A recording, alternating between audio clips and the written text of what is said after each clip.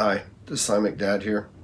I'm going to do a video on kind of the chameleon aspect and even maybe the multiple personalities or I don't know, almost like a personality dysmorphia that I feel that some, if not all, narcissists have. And it's something that's never really discussed that often. I mean, the most that I've heard about it is just reading random articles here and there.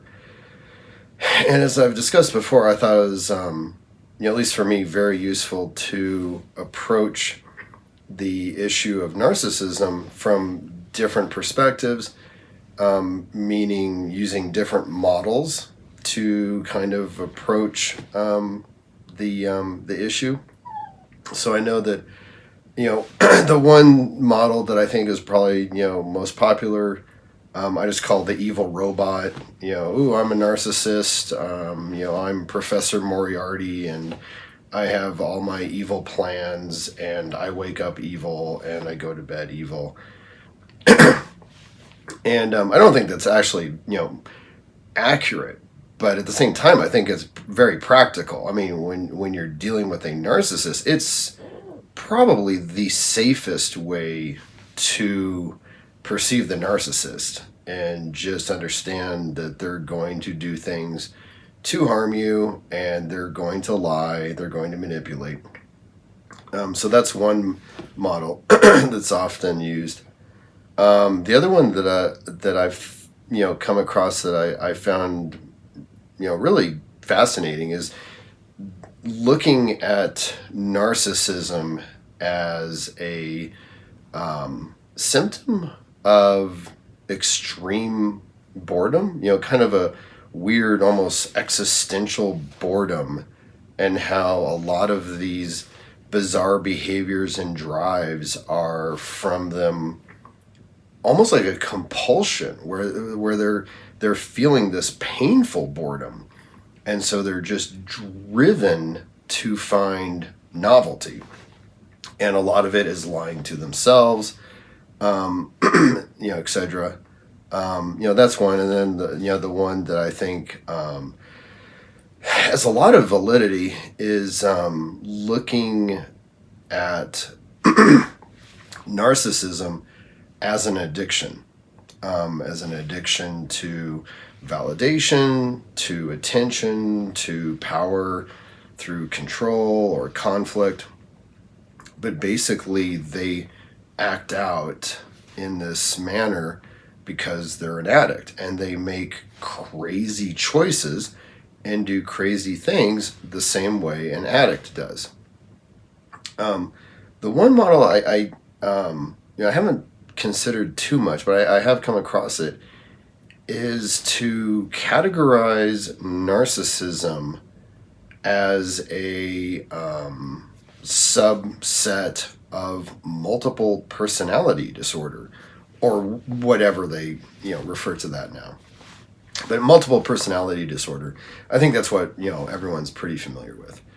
And at first, it doesn't make a whole lot of sense. But then when you approach it from the perspective of, okay, there's the real self, usually as a child, 3, 4, 5, they have this traumatic experience or this ongoing traumatic experience, and they slowly create the mask, the false self, as a coping mechanism for dealing with this childhood trauma. And then they go on, as an adult, and the mask becomes more solidified, to the point that I think that it's safe to say that most narcissists view the mask as their real selves. I mean, the true self has been submerged so far and so deep into the unconscious or subconscious that to the narcissist it doesn't even exist anymore. I don't even know if it's a memory or something, but like they just identify with the mask so much that that's their thought process.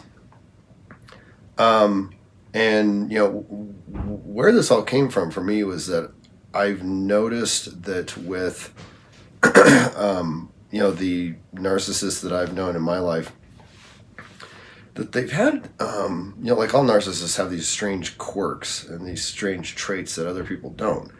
And the one that I've noticed is that if you give a normal person, say, a personality profile test, I think MBTI is one, Myers-Briggs, in the Enneagram, something like that.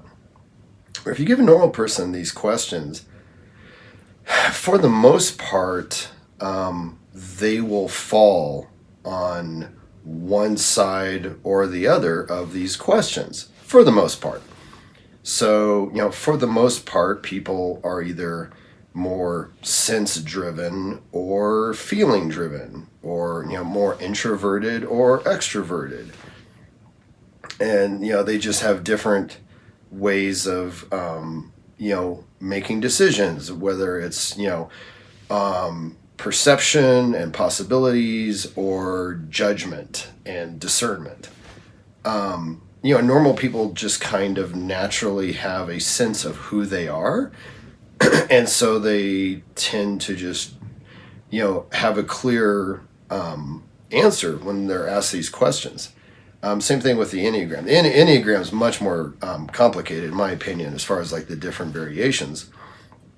But it's the same type of thing where you have these specific, personality types, almost like archetypes. I mean, they're very well defined and solid. And when you give, like, say, an Enneagram test to a normal person, they'll usually have like a number that they answer most of the questions, as, and then it'll be like a triangle, and then the numbers on either side of that main one, they'll have some answers there, not as many, but still some, and it'll slowly drop off to where basically the opposite personality type will not have any answers that point in that direction. And for normal people, I think that's what you would find the vast majority of the time. With the narcissists in my life that have taken these type of personality tests, and and just to give some background, we took these tests as part of going through couples therapy way back when. And my Enneagram and MBTI were very specific to a type, but my codependent ex-girlfriend, or I don't know if she's codependent or not, my covert narcissist ex-girlfriend, her Enneagram was a mess. It was just, the answers were just kind of scattered all around, and the two main numbers were almost diametrically opposed. And so, this would be like the majority, or the close to the majority of answers, and this would be like the second closest. And they weren't even close to each other. And it made it really difficult for the therapist, because the therapist is like, I really haven't seen this before, and she just kept saying like that's not possible. People don't function in the world with multiple personality types. Usually they, especially by the time you're 40 years old, you have a fairly defined personality and idea of who you are.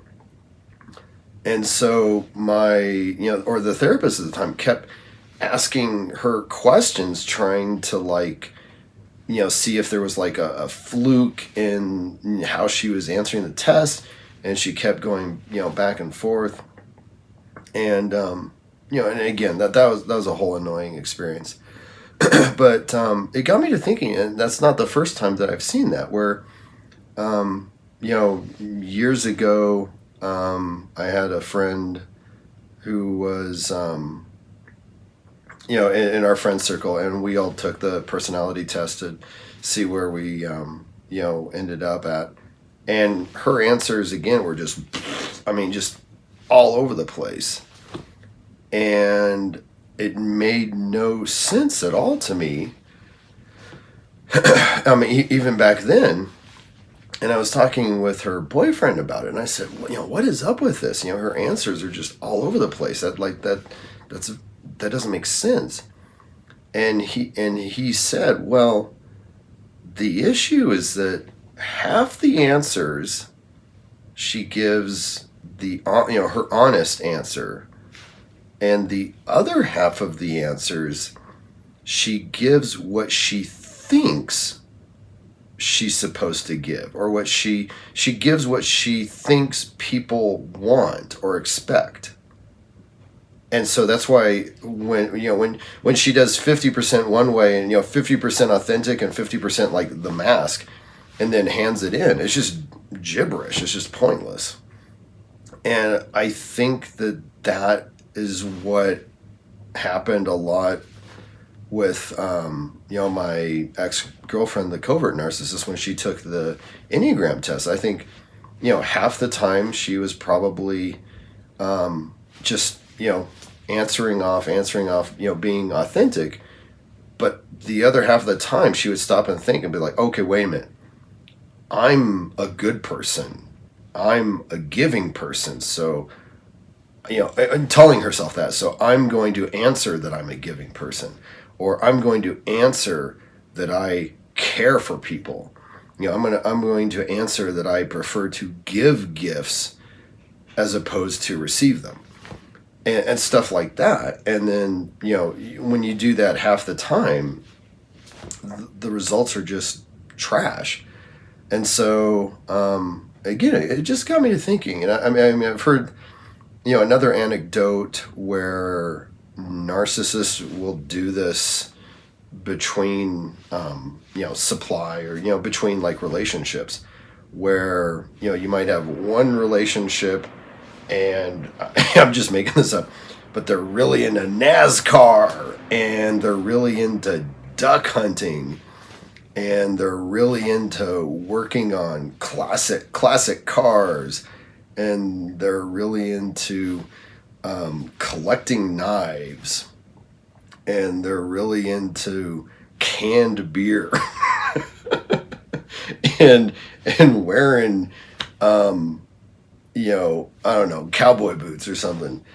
And they'll be in this relationship, and they get all they can out of it. They drive it into the ground. It crashes and burns. They discard or leave the person, and then they go off and they look for fresh supply, and maybe they find someone who's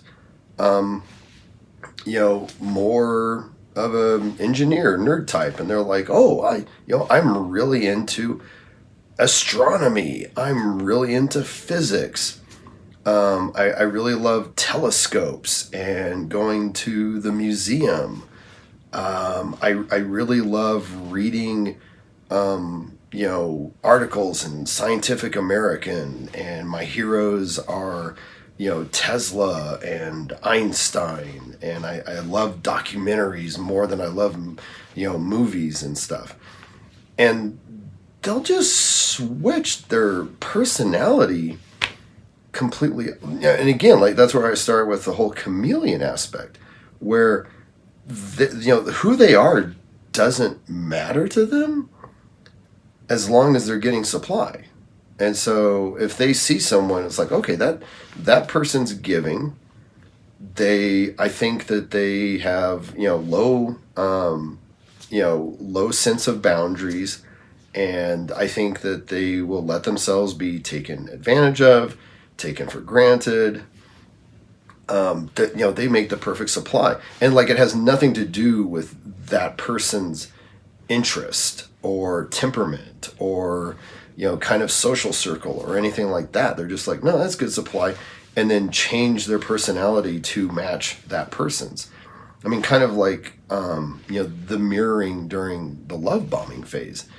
And so, I mean, at this point, I'm just spitballing about the chameleon aspect, but it's just like, what if narcissists do that?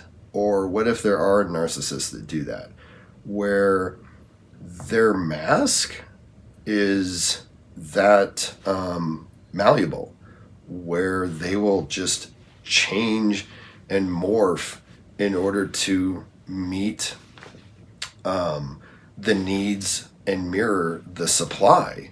I mean, as long as they're getting supply, do they necessarily care if they like hard rock or country music? If they're vegan, or if they like to go elk hunting? I mean, do they really care, like, either way, or are they just like, no, I just want supply. I don't, this other stuff, I don't care.